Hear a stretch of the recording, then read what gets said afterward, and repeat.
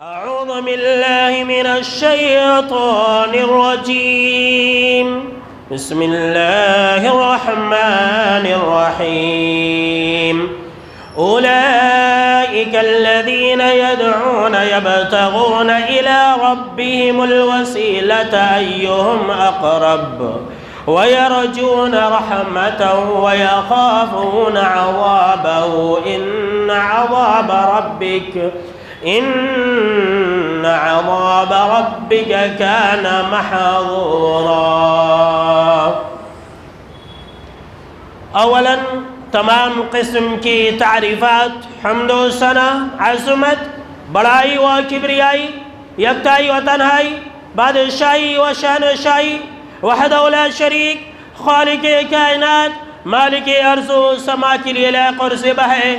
بعدہ درود اور سلام نازل ہو تمام بھیجے گئے انبیاء کرام اور رسولان اعظام پر، خصوصاً بالخصوص سید الاولین والآخرین، امام المجاہدین والمتقین، امام الثقلتین و امام القبلتین و امام الحرمین و امامنا فی الدنیا و امامنا فی الآخرہ و امامنا فی الجنہ جناب محمد عربی صلی اللہ تعالی علیہ وسلم پر۔ اللهم صل على محمد وعلى آل محمد كما صليت على إبراهيم وعلى آل إبراهيم إنك حميد مجيد، اللهم بارك على محمد وعلى آل محمد كما باركت على إبراهيم وعلى آل إبراهيم إنك حميد مجيد۔ محترم بزرگوں، نوجوانوں، عزیز ساتھیوں اور خواتین اسلام، آج کی خطبہ جمعہ کا جو عنوان ہے وہ آپ سن چکے تھے کہ گناہ اور لوگوں کے بہانے۔ مطلب کیا ہے ابھی آپ کو میں سمجھاتا ہوں، اور جب آپ بیان سنیں گے تو خود بخود سمجھ جائیں گے کہ اس کا معنی اور مفہوم اور مطلب کیا ہے۔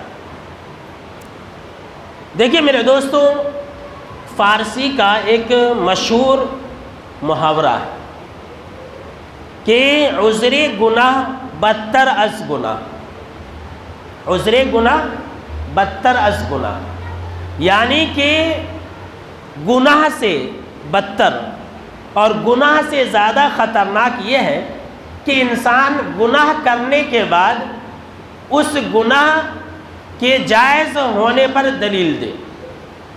ایک تو گناہ کرنا ہی گناہ ہے، گناہ کرنا ہی جرم ہے، لیکن انسان کیا کر رہا ہے؟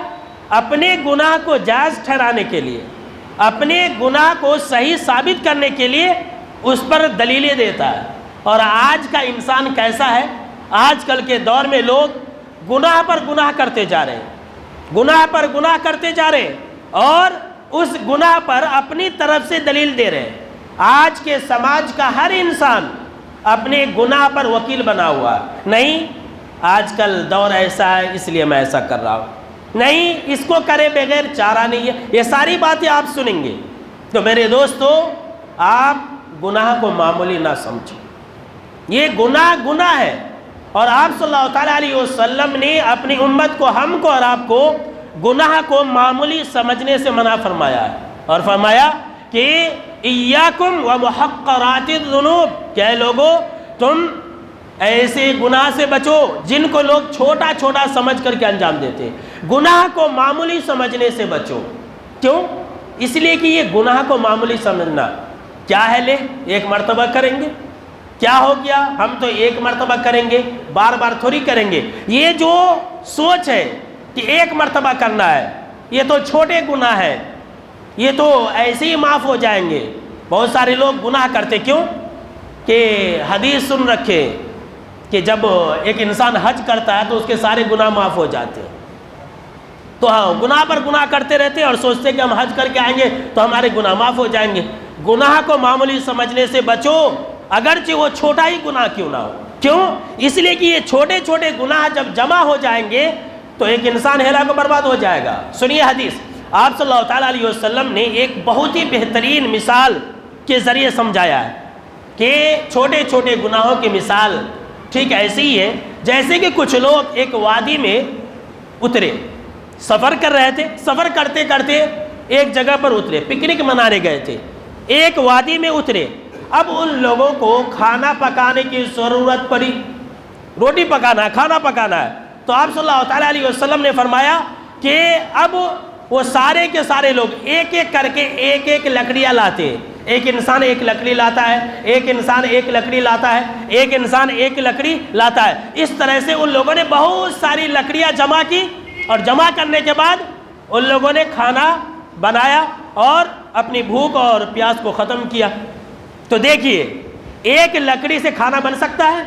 بولے بھائی، ایک لکڑی سے روٹی پکائی جا سکتی ہے؟ نہیں.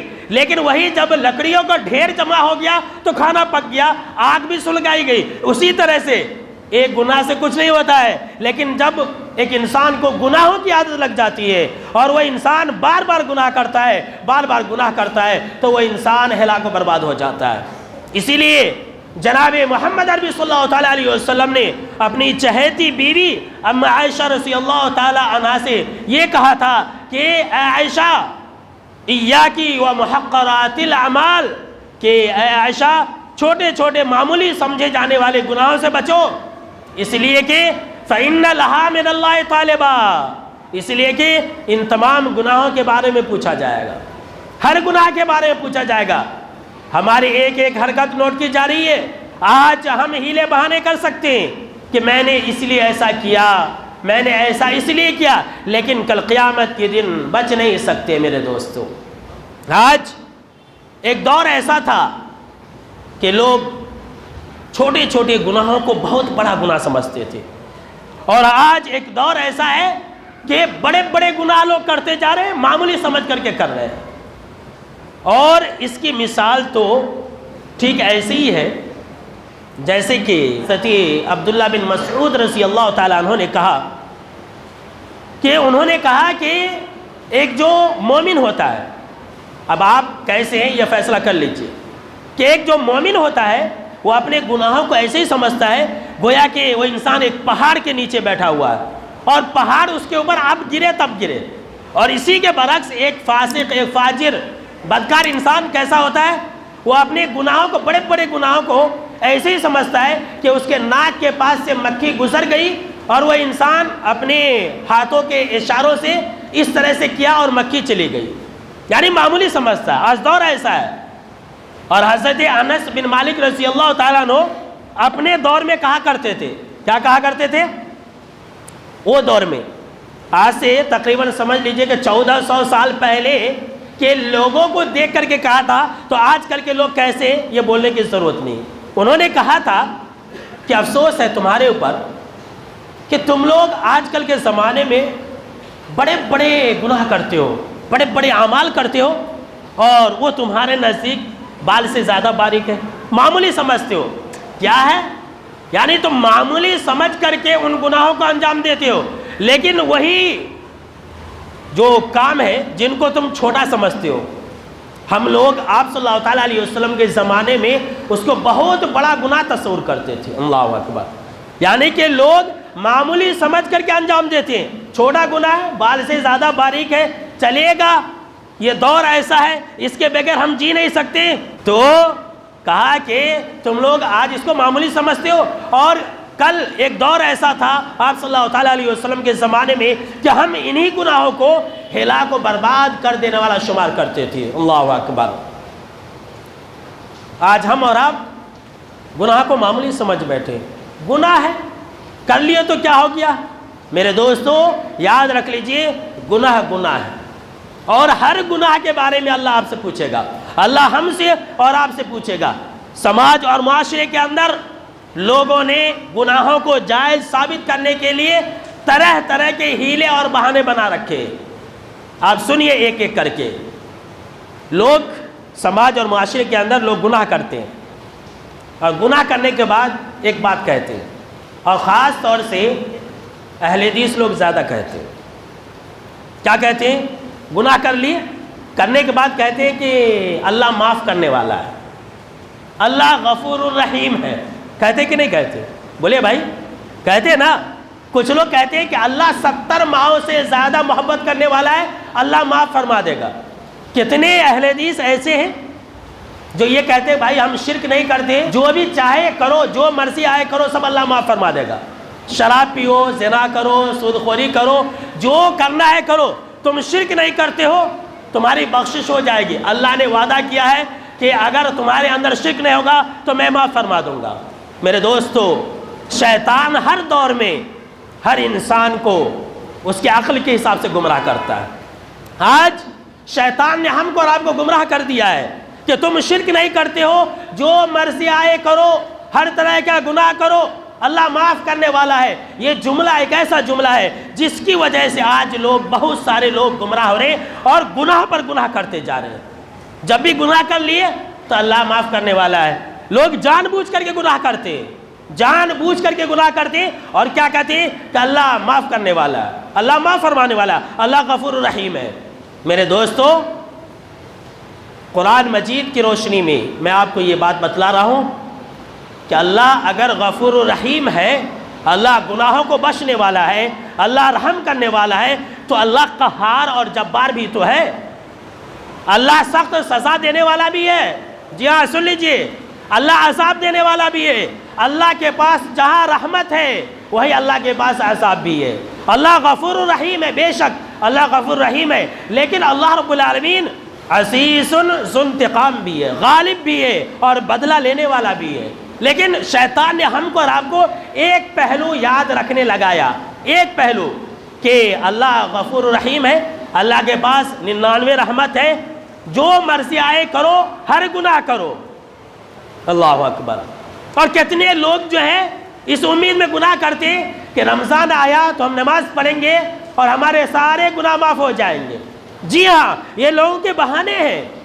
کتنے ایسے لوگ ہیں جو اس امید میں گناہ کرتے ہیں کہ بھائی ہمارے پاس پیسہ ہے. مولوی صاحب نے حدیث سنائی ہے کہ جو بھی انسان عمرہ کرتا، حج کرتا، وہ سب اس کے گناہ معاف ہو جاتے ہیں. تو لو پورے دنیا کو ڈبو لیتا ہے اور جا کے حج اور عمرہ کر کے آ جاتا ہے. یہ میرے دوستو اس طرح سے معاف نہیں ہوں گے. یہ سب ہیلے اور بہانے چھوڑ دیجئے. یہ شیطان ایک چال ہے جو ہم کو اور آپ کو شیطان گمراہ کر رہا ہے. کیا آپ نے قرآن مجید کی یہ آیت نہیں سنی کہ اللہ جہاں مغفرت کرنے والا ہے، اللہ جہاں رحیم ہے، رحمان ہے، غفار ہے، غفور ہے، وہیں پر اللہ رب العالمین سخت سزائیں دینے والا بھی ہے. جی ہاں، سورہ الحجر کے اندر اللہ نے فرمایا کہ نبئ عبادی انی انا الغفور الرحیم وان عذابی هو العذاب العلیم. کہ اللہ کے نبی اکرم و مکرم صلی اللہ تعالیٰ علیہ وسلم، آپ میرے بندوں کو باخبر کر دیجئے، میرے بندوں کو سنا دیجئے کہ میں بہت ہی زیادہ بخشنے والا ہوں، میں بڑا مہربان ہوں، میں رحم کرنے والا ہوں. آگے اسی آیت کے فوراً بعد، بیچ میں کوئی دوسری آیت نہیں ہے، اسی آیت کے فوراً بعد اللہ نے یہ کہا وَأَنَّ عَذَابِي، اور اے اللہ کے نبی اکرم و مکرم صلی اللہ تعالیٰ علیہ وسلم، آپ میرے بندوں کو یہ بھی سنا دیجئے اور میرا عذاب بھی بہت سخت ہے. اللہ اکبر. میرا عذاب بھی بہت سخت ہے، میں سخت سزائیں دینے والا ہوں، میرے جیسا کوئی سزا بھی نہیں دے سکتا ہے. اللہ اکبر. یعنی دونوں چیزوں کو ایک ساتھ اللہ نے بیان کیا ہے اور یہی مطلوب اور مقصود ہے. اللہ نے ہمیں یہ نہیں کہا کہ ہم اللہ کی مغفرت کی امید لے کر کے گناہ پر گناہ کرتے جائیں. اللہ نے ہمیں یہ نہیں کہا. اللہ نے ہمیں یہ کہا ہے کہ ہم اللہ سے مغفرت کی امید رکھیں اور اللہ کے عذاب سے ڈریں، تبھی ہم کامیاب ہو سکتے. یاد رکھ لیجیے. اور اس کا ذکر اللہ نے کئی جگہ پر قرآن مجید کے اندر کیا ہے. جیسے کہ دیکھیے، ایک جگہ اللہ نے فرمایا کہ اولئک الذین یدعون یبتغون الی ربہم الوسیلۃ ایہم اقرب. کہ یہ لوگ اللہ کے علاوہ جن بندوں کو پکارتے ہیں، جن مخلوق کو پکارتے ہیں، چاہے وہ انسان ہو، جنات ہو، کوئی بھی ہو. ظاہر سی بات ہے کہ انسان اور جنات ہی اللہ کی عبادت کرتے ہیں. تو یہ لوگ اللہ کے علاوہ جن جن کو پکارتے ہیں، وہ لوگ خود اس کوشش میں رہتے تھے اور یہ ٹرائی کرتے رہتے تھے کہ ان میں سے کون اللہ کے زیادہ قریب ہو جائے. دیکھیے، جو لوگ ایسے لوگوں کو پکارتے ہیں، ایسے انسان کو پکارتے ہیں جو نیک ہے، تو اللہ نے کہا کہ وہ لوگ تو خود اللہ کی عبادت و بندگی کیا کرتے تھے، وہ لوگ تو خود اس کوشش میں لگے رہتے تھے، اس جستجو میں رہتے تھے کہ ایہم اقرب، کہ ان میں سے کون اللہ کے قریب ہو جائے. تو جو انسان خود اللہ کی عبادت کرتا ہو، کیا اس کی عبادت جائز ہو سکتی ہے؟ کیا وہ انسان کہہ سکتا ہے کہ تم میری عبادت کرو؟ آگے اللہ نے فرمایا وَيَرْجُونَ رَحْمَتَهُ وَيَخَافُونَ عَذَابَهُ، اور یہ نیک لوگ ایسے ہوتے ہیں، اور یہ لوگ ایسے تھے کہ اللہ کی رحمت کی امید لگائے بیٹھے رہتے تھے، اور وَيَخَافُونَ عَذَابَهُ، اللہ کے عذاب سے اللہ کے عذاب سے ڈرتے رہا کرتے تھے۔ اللہ اکبر! دیکھیے، اللہ کی رحمت اور اللہ کے عذاب کا ڈر، یہ دونوں ہونا ضروری ہے۔ اور اگر جنت چاہتے، جہنم سے بچنا چاہتے، تو یہ دونوں چیزیں آپ کے دل کے اندر ہونی چاہیے۔ سنیے اللہ نے کیا کہا، ان عذاب ربک کان محذورا، اے لوگوں سن لو، تیرے رب کا عذاب ایسا ہے جو ڈرنے والی چیز ہے۔ تیرے رب کا عذاب ایسا ہے کہ اس سے بے خبر ہونے کی بات نہیں ہے، ہمیشہ ڈرتے رہنے والی چیز یہ کیا ہے؟ ہمارے رب کا عذاب ہے۔ آج ہمیں اللہ کے عذاب کا ڈر اور خوف نہیں ہے، گناہ پر گناہ کرتے جا رہے ہیں۔ آج جو انسان ہیلے بہانے سے گناہ کرے گا اور آرام سے رہے گا تو اللہ اس کے ساتھ کیا کرے گا، ذرا سن لیجیے۔ کیا کہا جناب محمد عربی صلی اللہ تعالیٰ علیہ وسلم نے؟ اللہ نے یہ وعدہ کیا ہے، حدیث قدسی ہے کہ میری عزت کی قسم میں اپنے بندوں کے اوپر 2 ڈر اور 2 خوف اور 2 امن کو جمع نہیں کروں گا۔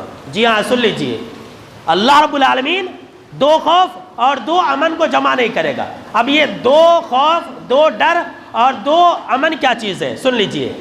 آپ صلی اللہ تعالیٰ علیہ وسلم نے فرمایا کہ اللہ رب العالمین نے یہ کہا کہ اگر کوئی انسان دنیا کے اندر آرام سے رہتا ہے، بے خوف جیتا ہے، گناہ پر گناہ کیے جا رہا ہے، اللہ کے عذاب کا ڈر اور خوف نہیں ہے اس انسان کو، امن سے ہے، چین و سکون سے ہے، مستی میں زندگی گزار رہا ہے، تور لے رہا ہے، تو جناب محمد عربی صلی اللہ تعالیٰ علیہ وسلم نے فرمایا، اللہ نے کہا کہ میں ایسے انسان کو قیامت کے دن ڈراؤں گا۔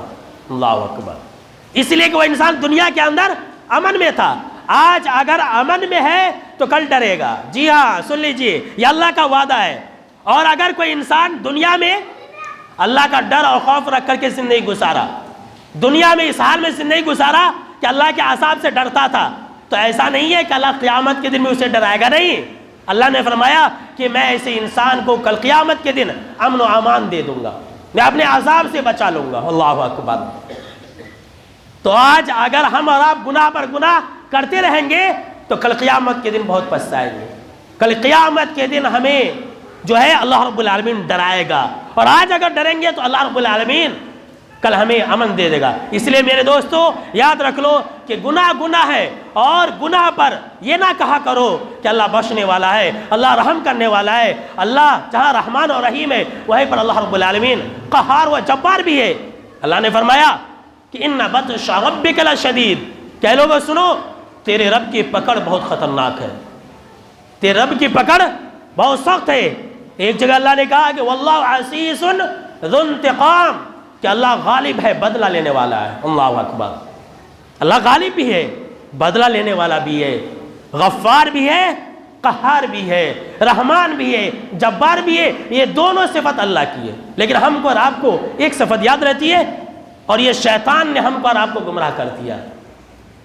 تو آئندہ سے ایسا کہیں گے؟ بولیے بھائی، نہیں نا، گناہ ہو جائے تو فوراً توبہ کر لیجئے، اللہ رب العالمین کے عذاب کا ڈر بھی اپنے دل کے اندر رکھیے، اور اللہ رب العالمین کی مغفرت اور رحمت کی امید بھی اپنے دل کے اندر رکھیے۔ یہ تو پہلی بات ہے۔ سماج اور معاشرے کے اندر ایک گناہ لوگ بہت دھڑلے سے کرتے ہیں، لوگ جو ہے گناہ بھی کرتے اور اس کے لیے فتویٰ بھی دیتے۔ ابھی بتلاؤں گا، آج کل شادی بیاہ کا ماحول ہے، اور آج کل بہت شادیاں ہو رہی ہیں۔ تو سب سے پہلے میں یہ بات واضح کر دیتا ہوں کہ میں یہ جو اپنا بیان ہے یہ کسی انسان کے لیے نہیں کرتا ہوں۔ بہت سارے لوگ یہ سمجھ لیتے کہ مولوی صاحب مجھے بولے، لڑنے آتے میرے سے کہ مجھے بولے، مجھے ٹارگٹ کرے۔ تو یاد رکھ لیجئے، آج تک میں نے کبھی کسی کو ٹارگٹ نہیں کیا ہے، اور نہ میں کرتا ہوں، نہ کبھی کروں گا۔ اب یہ نہیں کہ کسی کی شادی ہونے والی ہے تو بولے کہ مولوی صاحب مجھے ہی بولے، میرے بیان سے کسی کا اس سے کوئی لینا دینا نہیں ہے، لیکن جو حق ہے وہ میں تو بولوں گا ہی۔ سماج اور معاشرے کے اندر آج کل شادیاں بہت زیادہ ہو رہی ہے، جہیز کا رواج بہت زیادہ بڑھتا جا رہا ہے، یہ ہم اور آپ جانتے ہیں۔ جہیز کا لینا دینا حرام ہے، یہ ہر کوئی جانتا ہے. جہیز کا لینا بھی حرام ہے، دینا بھی حرام ہے. جی ہاں سن لیجئے. اور یہ جہیز، ڈوری، کٹنم، یہ تو باطل طریقے سے مال کھانا بھی ہے. اور اللہ نے قرآن مجید کے اندر یہ کہا کہ یا ایھا الذین آمنوا لا تأکلوا اموالکم بینکم بالباطل، کہ اے ایمان والو تم ایک دوسرے کا مال باطل طریقے سے نہ کھاؤ. تو یہ جو جہیز ہے باطل طریقے سے مال کھانا ہے. اور یہ جہیز کا مال جو ہے یہ ظلماً لیا گیا مال ہے، یاد رکھ لیجئے. جو لوگ جہیز لیتے ہیں وہ لوگ ظالم ہیں. وہ لوگ کیا ہے؟ ظالم ہے. اور ظلم حرام ہے. ظلم کیا حرام ہے؟ یاد رکھ لیجئے. حدیث قدسی ہے، اللہ نے فرمایا کہ اے میرے بندو دیکھو میں نے اپنے آپ کے اوپر ظلم حرام قرار دے دیا. اللہ اکبر. اللہ بھی کسی کے اوپر ظلم نہیں کرتا. میں نے اپنے آپ کے اوپر ظلم حرام کر لیا ہے اور میں نے تمہارے درمیان بھی ظلم کو حرام کر لیا، لہٰذا ایک دوسرے کے اوپر ظلم نہ کرو. تو یہ جو ہے جہیز، ڈوری اور کٹنم یہ حرام بھی ہے، باطل طریقے سے مال کھانا بھی ہے، کبیرہ گناہ بھی ہے اور ظلم بھی ہے. یہ سب کو معلوم ہے. لیکن سماج اور معاشرے کے اندر جہیز کو لوگوں نے ایک جملہ کہہ کر کے حلال کر لیا. وہ جملہ کیا ہے کہ مولانا یہ گفٹ ہے، یہ ہدیہ ہے. بولتے کہ نہیں بولتے؟ بولو جی. بولتے نا؟ بولتے کہ یہ ہدیہ ہے، ہمارے سسرال والوں نے گفٹ کیا ہے. حالانکہ یہ حرام ہے، کبیرہ گناہ ہے. لیکن کیا ہے کہ ایک گناہ کو جائز کرنے کا ایک جو ہے بہانہ مل گیا. بہت سارے بولتے ہیں کہ مولانا میں تو نہیں چاہتا ہوں، اوپر سے بولتے ہیں میں تو نہیں چاہتا ہوں، اب وہ لوگ دے رہے ہیں تو کیا کریں، بہانہ. بہت سارے لوگ بولتے ہیں کہ مولانا وہ مجھے تھوڑی دے رہے ہیں، وہ جو ہے اپنے بیٹی کو دے رہے ہیں. بائک بیٹی چلاتے کیا؟ نہیں داماد چلاتا. بولیے بھائی. لیکن بولتے کیا؟ بولتے کہ نہیں وہ لوگ جو ہے اپنے بیٹی کو دے رہے ہیں، یہ لیجیے. تو اس چیز کو یعنی کہ جو ناجائز ہے جہیز کو سماج اور معاشرے کے اندر ایک نام دیا گیا، گفٹ ہے، ہدیہ ہے. اور ہدیہ لینا جائز ہے. حدیث کے اندر ہے کہ آپ صلی اللہ علیہ وسلم نے کہا کہ ہدیہ تم لو، ہدیہ سے محبت بڑھتی ہے. اس طرح کی باتیں کہتے ہیں. میں لکھ کر کے لایا ہوں، آپ لوگ گھبرائیے مت کہ یہ ہدیہ نہیں ہے. اللہ کی قسم یہ جو جہیز ہے یہ ہدیہ نہیں ہے. اب سنیے، اب آپ کہیں گے کیسے؟ سن لیجیے. دیکھیے ہدیہ اور تحفہ، لوگ بولتے ہیں نا کہ ہدیہ یہ ہدیہ ہے، جہیز کا مال ہدیہ ہے. تو ہدیہ اور تحفہ دل کی خوشی سے دی جاتی ہے نا، دل کی خوشی سے. لیکن جہیز یہ دل کی خوشی سے نہیں دی جاتی ہے. میں اللہ کے گھر میں کہہ رہا ہوں، یہاں جتنے سارے بیٹی والے ہیں اگر انہوں نے اپنی بیٹی کی شادی کی ہے تو اپنے دل پر ہاتھ رکھ کر کے اللہ کے گھر میں یہ کہے کہ میں نے اپنی خوشی سے دی تھی. کوئی نہیں دیتا. ارب پتی کھرب پتی انسان بھی دل کی خوشی سے نہیں دیتا. کیوں دیتا ہے؟ اس کے دل میں ایک ڈر ہوتا ہے، خوف ہوتا ہے کہ اگر میں نے اپنی بیٹی کو جہیز نہیں دیا تو میری بیٹی کو سسرال والے تانا دیں گے. یہ ڈر ہوتا ہے کہ نہیں؟ بولے بھائی. ہوتا ہے نا. یہ سماج اور معاشرے کی بات ہے اور یہ اصلاحی بات ہے. پورا مہینہ اسی پر میں بیان کرنے والا ہوں کہ لوگ گناہوں کو جو جائز کر لیے نا اس پر میں دینے والا ہوں.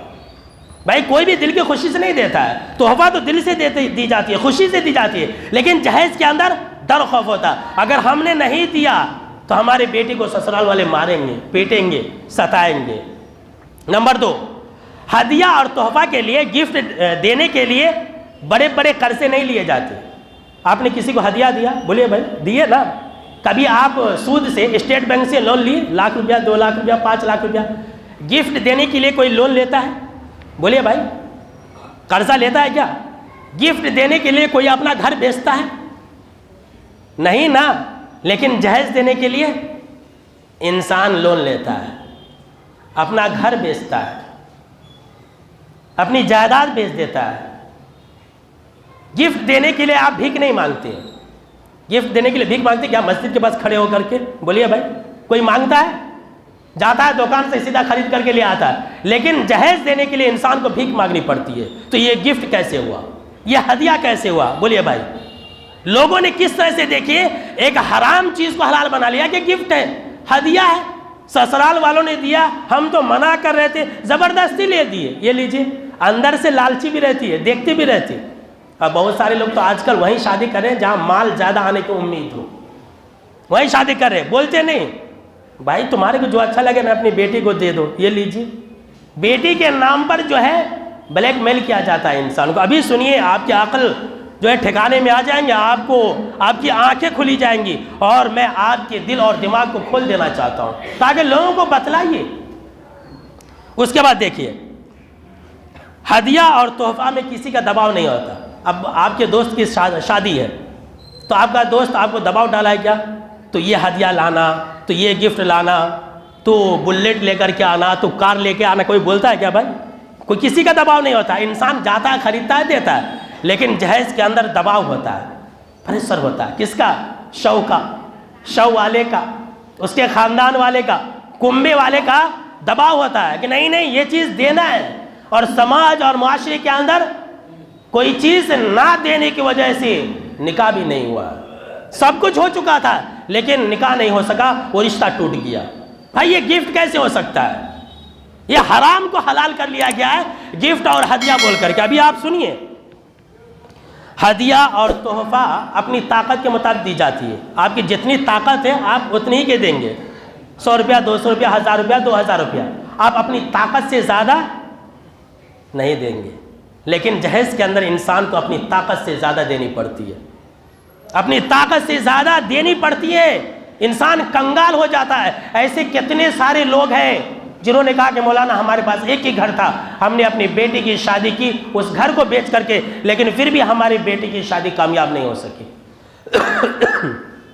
اور میرے دوستو، یہ جو لوگوں نے سمجھ لیا ہے کہ جتنا زیادہ مال دیں گے اتنی زیادہ ہماری بیٹی خوش رہے گی اور سسرال والے تانا نہیں ماریں گے، یہ نظریہ بالکل ہی غلط ہے۔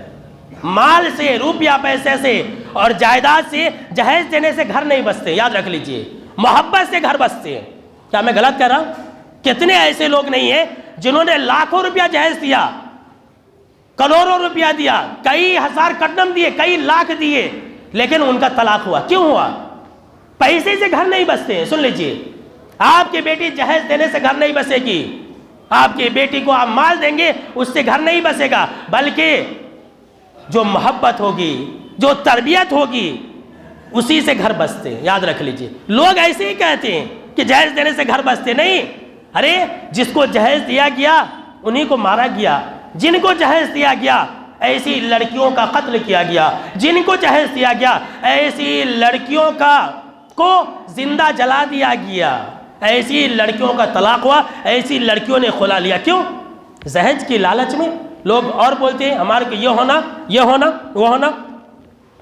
اسی طرح سے دیکھیے، ہدیہ اور تحفہ کے وقت میں اگر آپ کسی دوست کو نہیں دیں گے، ہدیہ اور تحفہ اگر آپ کسی دوست کو نہیں دیں گے تو وہ ناراض نہیں ہوگا، آپ سے قطعی تعلق نہیں کرے گا، آپ کو بھگا نہیں دے گا، آپ کو کھائے پیے بغیر فنکشن ہال سے نہیں بھگا دے گا۔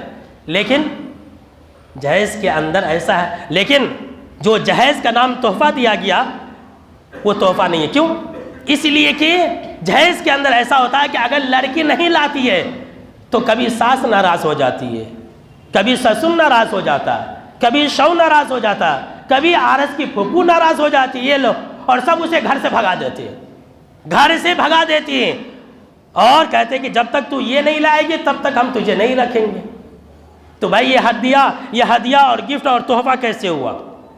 اچھا، اگر آپ کسی کو ہدیہ اور تحفہ نہیں دیں گے تو آپ کو مارے گا کیا؟ پیٹے گا؟ نہیں نا۔ لیکن جہیز اگر کوئی لڑکی نہیں لاتی ہے تو اس کو مارتے ہیں کہ نہیں؟ اس کو پیٹتے ہیں کہ نہیں؟ اس سے بھی آگے بڑھ جائیے، ہدیہ اور تحفہ اگر کسی نے کسی کو نہیں دیا تو ہدیہ اور تحفہ اگر کسی نے کسی کو نہیں دیا تو انسان خودکشی نہیں کرتا ہے، سوسائڈ نہیں کرتا ہے۔ لیکن سماج اور معاشرے کے اندر جہیز نہ دینے کی وجہ سے بہت ساری لڑکیاں سوسائڈ کر لیتی ہے۔ جب انہیں ٹارچر کیا جاتا ہے، ستایا جاتا ہے، تو پھر یہ ہدیہ کیسے ہوا؟ لوگوں نے کس طرح سے دیکھیے اللہ کے حرام کو حلال کر لیا۔ کیا ہدیہ ہے، گفٹ ہے اور تحفہ ہے؟ میرے دوستو، ہدیہ اور تحفہ نہ دینے سے ایک انسان کی زندگی ختم نہیں ہوتی ہے، زندگیاں رک نہیں جاتی ہیں، لیکن جہیز نہ دینے کی وجہ سے کئی ساری لڑکیوں نے اپنی زندگیاں برباد کر لی ہیں۔ ہدیہ اور تحفہ نہ دینے سے کوئی اپنا دین اور دھرم نہیں بدلتا ہے، لیکن جہیز نہ ہونے کی وجہ سے کئی مسلم لڑکیوں نے غیروں کے ساتھ شادی کی ہے. کیوں؟ اس لیے کہ ان کے ماں باپ کے پاس جہیز دینے کے لیے روپیہ اور پیسہ نہیں ہے.